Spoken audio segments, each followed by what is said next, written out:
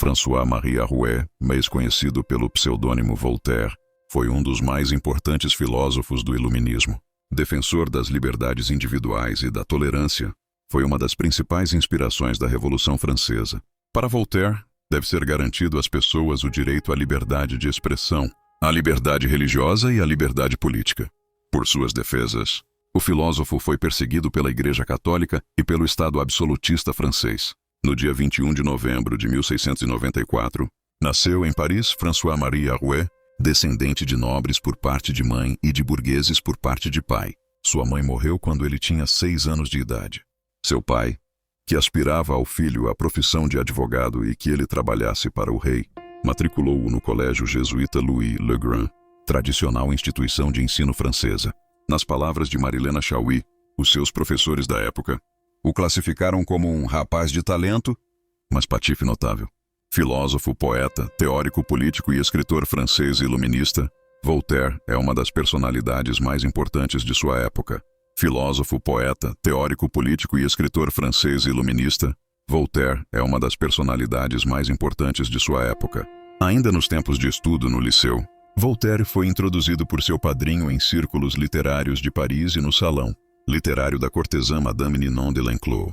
Ninon quis conhecer o afilhado do abade de Châteauneuf e gostou da personalidade do menino de apenas 13 anos, deixando em testamento uma quantia significativa de dinheiro para Voltaire comprar livros. A morte de Madame Ninon aconteceu pouco tempo depois. Ela era uma mulher livre, letrada e hedonista, amante da vida e inspirada pelo epicurismo.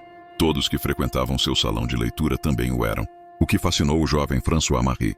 Não gostando do ambiente em que o filho estava, o pai de Voltaire arranjou um trabalho para ele após a conclusão dos estudos básicos. No liceu, Voltaire seria assistente do Marquês de Châteauneuf em uma viagem diplomática à Holanda. Lá ele conheceu e apaixonou-se por uma moça protestante, Olympe de Noyer, e queria que ela fosse morar com ele em Paris.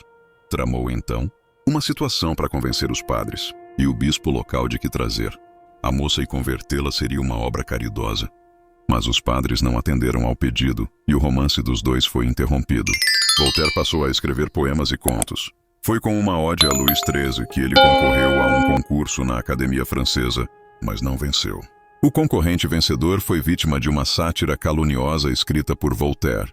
A briga entre os dois obrigou o filósofo e escritor a sair de Paris. Essa foi a primeira das várias vezes que o escritor e pensador precisou fugir de sua cidade. Por ter começado a escrever muito cedo, também teve problemas com as autoridades muito cedo. Iniciou o curso de Direito, mas nunca o concluiu. Seguiu carreira de escritor e dramaturgo, publicando muitos contos, romances, além de produzir roteiros para peças teatrais e também escritos sobre filosofia e crítica política. Todos os seus escritos tinham algum tom polêmico e às vezes até proibido, o que lhe rendeu uma fama de polemista e problemas com as autoridades. Teve uma amante antes dos 20 anos de idade. Frequentou os círculos literários de libertinos e os salões de festas, consideradas exageradamente mundanas para os padrões morais da época. Era um galanteador e pretensiosamente queria se tornar um grande escritor trágico de sua época. Em 1715, escreveu a peça Édipo. Em 1717, sátiras sobre o regente parisiense, o Duque de Orleans. Por conta disso, o rapaz foi preso na Bastilha pela primeira vez. Em 1818, passou a publicar suas obras com o pseudônimo de Voltaire. Nessa época e após a prisão, fez sucesso com a peça Édipo e tornou-se também um investidor de todo tipo de negócio, desde empréstimo a juros até financiamento de tráfico de escravos. Tornou-se um burguês, mas sem os privilégios nobres. No entanto, ele não se afastou da nobreza, o que o colocou em uma briga com outro nobre, o Duque de Sully. A briga rendeu uma surra encomendada pelo Duque ao poeta burguês libertino. Voltaire não deixou barato e desafiou o Duque a um duelo, que foi recusado, pois alguém em uma excelente posição na aristocracia não duelaria com qualquer um. O Duque poderia mandar Voltaire para a prisão na Bastilha ou para o exílio. A segunda opção foi escolhida pelo escritor. Foi na Inglaterra que ocorreu o grande amadurecimento intelectual de Voltaire. Lá ele passou a tecer suas críticas políticas e a desenvolver seus escritos filosóficos, além de ter um contato com um modelo político muito liberal em relação ao absolutismo francês. Ficou extasiado com a pouca diferença política entre nobres e burgueses na Inglaterra e conheceu grandes poetas e filósofos ingleses, além de estudar as teorias políticas liberais de teóricos como John Locke. Em 1729 ele retornou à França. As correspondências trocadas com pensadores, amigos e escritores durante sua estadia na Inglaterra, e defendendo e difundindo os ideais de liberdade, foram publicadas mais tarde sob o título de Cartas Inglesas ou Cartas Filosóficas.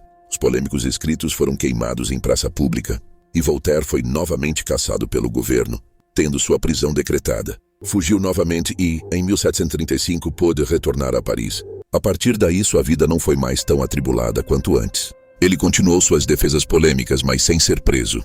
Tornou-se historiógrafo real em 1745 e foi eleito membro da Academia Francesa no ano seguinte por sua obra. Em 1752 começou a redigir o Dicionário Filosófico e, em 1758, o seu romance mais difundido, Cândido ou o Otimismo. Em 1760 rompeu sua amizade com Jean-Jacques Rousseau. Da meia-idade para a velhice, Voltaire viveu em Ferney, hoje chamada Ferney-Voltaire em homenagem ao filósofo, administrando terras e escrevendo, sempre escritos polêmicos, contra o fanatismo religioso, a favor da liberdade religiosa e da liberdade de expressão. Em 30 de maio de 1778, Voltaire morreu na cidade de Paris, aos 83 anos de idade. Ideias de Voltaire. Os ideais de Voltaire estão bem alinhados com os de outros iluministas franceses, mas com alguma ênfase na questão da liberdade. Voltaire acreditava que o ser humano deveria ser livre para expressar sua vida criativa, sem interferências de cunho moral e religioso. Ele era contra o absolutismo e a favor da separação entre igreja e Estado, ou seja, foi um dos primeiros defensores da ideia de Estado laico. Voltaire também era absolutamente a favor da liberdade de imprensa e da liberdade de expressão, além da liberdade religiosa e da tolerância. Para o pensador, o progresso da sociedade somente viria com o reconhecimento dessas liberdades individuais e com o respeito e a tolerância a todas as formas de pensar. A tolerância era um tema essencial para ele, pois muitas vezes o filósofo foi censurado e interditado por seu pensamento liberal. Voltaire, no entanto, somente condenava e lutava contra dois tipos de pensamento: o fanatismo e a superstição, pois estes levam a liberdade à ruína. A frase "posso não concordar com o que dizes, mas defenderei até a morte o direito que tem de dizer" é frequentemente atribuída a Voltaire. No entanto, ela não é de autoria do filósofo, e sim de uma biógrafa que escreveu sobre a vida do pensador, Evelyn Beatrice Hall. Apesar da não autoria de Voltaire, para algum de vocês, seguidores do canal, que têm interesse de fazer algumas compras online, nós temos 4 lojas parceiras. Uma delas se chama Magalu Jorge Rafaela, loja americana. Também Mercado Livre, Amazon, link logo abaixo, da descrição, boas compras. essa frase condensa a essência de suas ideias. Voltaire publicou ao menos 53 textos, dentre roteiros para peças, romances, contos, extensos poemas, ensaios e tratados filosóficos. Além de todas essas publicações, ele contribuiu com verbetes para a enciclopédia de Diderot e d'Alembert, e deixou uma extensa e rica correspondência que soma mais de 20.000 cartas. Os principais livros filosóficos de Voltaire são Cartas Inglesas. Nesse polêmico conjunto de cartas, Voltaire defende a liberdade religiosa, a diminuição do poder da Igreja Católica e do Estado e compara o governo francês ao governo inglês. Ensaio sobre a tolerância. Neste livro, o filósofo tece sua defesa sobre o respeito à divergência de pensamento e a importância da tolerância para a formação de uma sociedade mais justa. Tratado de Metafísica, recusando a metafísica tradicional dos antigos e criticando parte da metafísica cristã. Voltaire defende seus pontos de vista acerca do conhecimento e da existência de Deus por uma visão cética, sem, no entanto, afirmar qualquer tipo de ateísmo. O filósofo ignorante é uma completa síntese da filosofia de Voltaire e um ataque a outros filósofos que ele considerou ignorantes, como René Descartes, Baruch de Spinoza e Gottfried Wilhelm Leibniz. Nesse livro, Voltaire selecionou 56 questões que ele mesmo chamou de ignorâncias, listou-as e respondeu-as a seu modo. Cândido, publicado com o subtítulo O Otimismo. Cândido é um romance satírico ao otimismo empenhado por Leibniz, que acreditava que, metafisicamente, este mundo em que vivemos é o melhor dos mundos possíveis. Cândido, a personagem principal, recebia os conselhos de seu preceptor, professor Pangloss, um otimista leibniziano. No entanto, quando Cândido parte para enfrentar o mundo e viver suas aventuras, ele percebe o quão cruel o mundo é e vai perdendo, ao longo de sua vida, aquele otimismo exagerado. Curiosidades sobre Voltaire. Que Voltaire não era o nome verdadeiro de François-Marie Arouet e que ele era um polemista, nós já sabemos. No entanto, outros fatos curiosos sobre a vida de Voltaire o tornam ainda mais excêntrico, em especial se analisados sob a visão moralista de uma França sob o absolutismo. Voltaire foi preso 3 vezes, 2 delas passando um tempo na Bastilha, além de ter sido exilado 2 vezes e fugido da França por conta própria uma vez, sempre como consequência de suas polêmicas e sua vida desregrada. Benjamin Franklin foi à França em uma missão diplomática representando os Estados Unidos e quis conhecer Voltaire. Dizem que os dois gostaram um do outro. Esta pintura de La Mounier, chamada A Leitura de O Órfão da China de Voltaire no Salão da Madame Geoffrin, mostra o apreço pelo filósofo na época. Esta pintura de La Mounier, chamada A Leitura de O Órfão da China de Voltaire no Salão da Madame Geoffrin, mostra o apreço pelo filósofo na época. A vida de um filósofo muitas vezes é retratada como uma jornada de introspecção e sabedoria, mas quando se trata de vícios, as complexidades se tornam evidentes. Entre os vícios mais marcantes deste filósofo, destacam-se a paixão pelo café e o amor pelas apostas. 2 práticas que, à primeira vista, podem parecer antagônicas, mas que, de fato, revelam nuances fascinantes de sua personalidade. O café, essa bebida tão adorada, foi um dos maiores prazeres do filósofo. A sua apreciação não se limitava a um simples ato de consumir cafeína. Era uma verdadeira celebração dos grãos. Ele buscava grãos importados, muitas vezes exóticos e caríssimos, que proporcionavam uma experiência sensorial única. Isso se refletia na sua rotina diária, onde ele consumia uma média de 20 xícaras de café por dia. Essa quantidade poderia ser considerada excessiva por muitos, mas para ele, cada xícara era uma fonte de inspiração e clareza mental. Em dias particularmente intensos, o filósofo não hesitava em ultrapassar a barreira das 40 xícaras, criando uma ligação quase mística entre sua mente e o ato de beber café. Ele acreditava que a cafeína não apenas o mantinha alerta, mas também estimulava sua criatividade e a profundidade de seu pensamento. As conversas que tinha enquanto degustava sua bebida favorita eram repletas de insights e reflexões filosóficas, tornando cada pausa para o café um momento de descoberta. A cultura do café também desempenhava um papel significativo em sua vida social. Ele frequentemente se reunia com outros pensadores e amigos em cafés, onde as discussões fervorosas sobre a vida, a ética e a natureza humana fluíam tão livremente quanto a bebida. O café, assim, se tornava um catalisador para o diálogo e a troca de ideias, contribuindo para a construção de uma rede de intelectuais que compartilhavam interesses semelhantes. Por outro lado, as apostas representavam um aspecto mais arriscado e emocionante de sua vida. O filósofo não era apenas um apostador casual. Ele se entregava a jogos de azar com a mesma intensidade que dedicava ao café.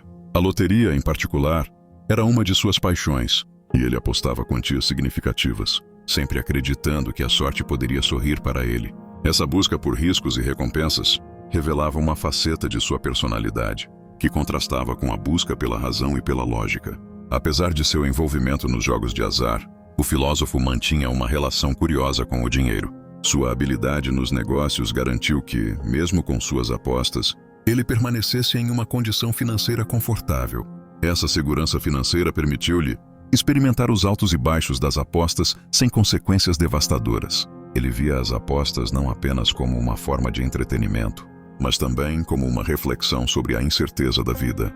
Para ele, cada jogo era uma lição sobre a aleatoriedade do destino, uma oportunidade de refletir sobre o que realmente significa ganhar ou perder. No entanto, essa dualidade entre a paixão pelo café e as apostas não era isenta de conflitos. Às vezes, o filósofo se via preso entre a necessidade de racionalidade e a tentação do risco. Ele frequentemente se questionava se as apostas eram um mero escape ou uma busca genuína por emoção. Essa introspecção se tornava um tema recorrente em suas reflexões, levando-o a explorar questões mais profundas sobre a natureza do vício, do prazer e da liberdade. A relação entre os vícios do filósofo e sua busca pela sabedoria é complexa e multifacetada. O café, com sua capacidade de estimular a mente, E as apostas, com suas lições sobre incerteza, eram mais do que meras indulgências. Eles representavam uma forma de explorar a condição humana, de entender os limites entre controle e liberdade. O filósofo, em sua busca incessante por respostas, encontrou nesses vícios uma maneira de se conectar com a essência da vida. Em uma sociedade que muitas vezes demoniza os vícios, a história deste filósofo nos convida a refletir sobre as nuances de nossas próprias paixões. O café e as apostas, embora possam ser vistos como excessos, oferecem uma oportunidade de explorar a dualidade da existência. Através de suas experiências, ele nos ensina que por trás de cada vício há uma história mais profunda, uma busca por significado em um mundo repleto de incertezas. Em suma, o filósofo, com sua paixão pelo café e pelas apostas, não apenas desafiou as normas sociais, mas também se tornou um símbolo da complexidade humana. Sua vida nos lembra que mesmo em nossos vícios, há espaço para a reflexão, a aprendizagem e a busca por um entendimento mais profundo da vida. Portanto, ao apreciarmos uma xícara de café ou ao nos aventurarmos em um jogo, podemos, assim como ele, encontrar um caminho para a sabedoria em meio ao caos.